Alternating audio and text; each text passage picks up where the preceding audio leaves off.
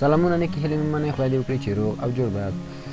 نننۍ ویډیو کې زه غواړم تاسو ته یو داسې طریقه وښیم چې موږ څنګه وکولی شو بدون له کوم سافتویر څخه په خپل کمپیوټر کې فایلونه هاید یا هم پټ کړو. نو راځو پیل کوو. که تر اوسه پورې زموږ چینل ته نوي راغلي یاست زموږ چینل درسره سبسکرایب کړئ ځکه موږ غواړو تاسو ته نورې ښکلې ښکلې ویډیوګانې د مربوطې موضوع راوړو. راځو پیل کوو. موږ د ټیسټ فایل په نامه باندې یو فولډر جوړ کړی.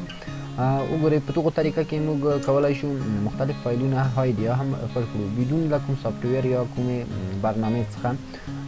یعنې کولی شو هر ډیټا ټایپ والا کوم فایلونه چې موږ لرو په هغو کې موږ کولی شو هغه هاید کړو، که هغه اوډیو وي، ویډیو وي او یا هم زیپ فایلونه وي او همداشان کیدای شي فولډر هم وي. ټول نه د مخکې وګورئ زه غواړم دغه کوم زیپ فولډر چې د نیم فولډر په نامه باندې دی دا هاید کړم. راځم ویو ته.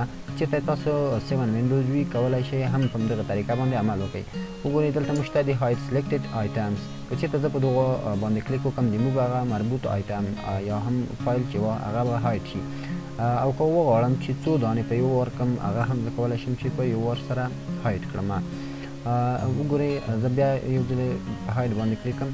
اوس که چېرته موږ وغواړو چې دغه مربوط فایلونه چې موږ هاید کړي دي بیرته یې ترلاسه کړو نو موږ کولی شو له دوو طریقو څخه کار واخلو. په وینډوز 7 کې او په وینډوز 8.1 او 8 کې کوم آپشن چې دلته دی هایډن آیټم شته دي اصلا دا په هغو وینډوزو کې نشته دی. نو په لاس وینډوز کې په ساده طریقې سره موږ کولی شو له دغو آپشن څخه کار واخلو.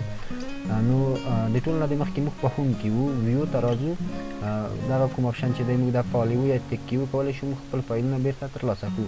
او که چېرته تاسو په 7 8 او یا 8.1 وینډوز کې وئ نو تاسو کولی شئ چې د آپشن څخه په ګټې اخیستنې ویو او دلته وګورئ شو آیډن فایلز باندې کلیک وکړئ، هغه که فولډر وي او که ډیوایس وي. اوکې همدغه ډول څه موږ کولی شو خپل فایلونه بیرته ترلاسه کړو.